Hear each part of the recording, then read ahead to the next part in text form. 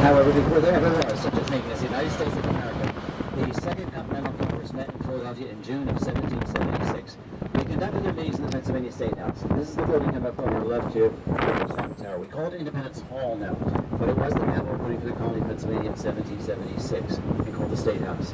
Now, June of 1776 was a miserably, miserably hot and humid month here in Philly. Nevertheless, the men got into that building for their meetings. They closed all the windows and all the shutters. They were forced to light candles and lanterns to see what they were doing. It was like a sauna in there, with big heavy clothing and everything. First, what they were talking about was the Declaration of Independence, a highly treasonous document. This was a British colony. After they discussed it, Thomas Jefferson walked out of that door right there. We had found Columbus on the left-hand side of Market Street. We had rented some rooms. He's from Virginia, owned a property here in Philadelphia. And Thomas Jefferson said to rent a room in the city for 3 weeks. Using his great gift for language, he wrote the Declaration of Independence. He then walked it back to the Pennsylvania State House. And on July 2nd, 1776, the Second Continental Congress declared the newly formed United States of America free and independent from Great Britain.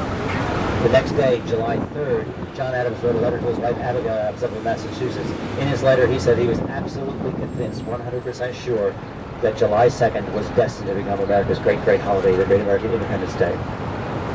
John jumped the gun a little bit, of course. They didn't ratify the document until July 4th. There is only one signed copy of the Declaration of Independence, signed by all 56 delegates. That's in Washington, D.C. at the National Archives. The only reason we have that document is because of Dolly Madison. During the War of 1812, the British occupied Washington, D.C. They burned the White House to the ground.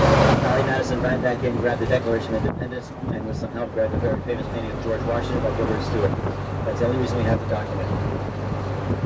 So, the building in front of us here is called Congress Hall, the brick building. That's where the Congress met with Philadelphia's capital of the United States. House of Representatives downstairs, the Senate up on the second floor.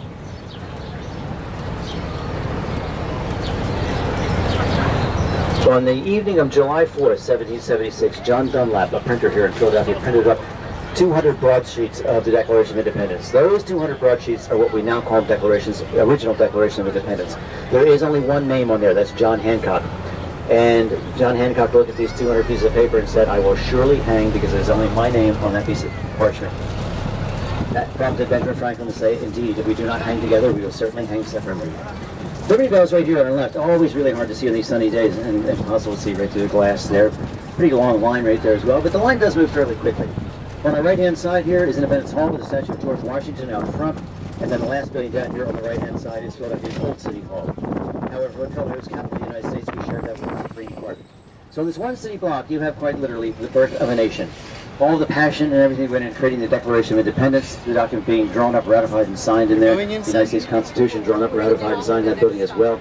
First 10 years of America's federal government are all three branches situated right in this vicinity. Little park in front of us here, this green park, is dedicated to the men who signed the Declaration of Independence. There were 56 of them. It had to be one of the more gutsy things any American has ever done, put your name on that document. 5 of them were captured fairly quickly by the British, tortured and killed. 9 others died in the Revolutionary War. 2 of them had their sons killed in the war. Their wives were jailed, their farms were burned, their houses were burned, their lives were made absolutely miserable. So a great debt again to those 56. We're across the intersection here, we'll be right back to stop. If you plan to continue on the tour, you can simply get off of this bus and get on the one directly in front of us. So on behalf of Karen and myself, we thank you all very much for having taken the big bus tour. We certainly hope you enjoyed your tour with us. And of course, if you did enjoy your tour with us, Karen and I do accept tips. There's a little plastic pot down there. If you care to throw something in there on your way out, I just thank you in advance for any generosity.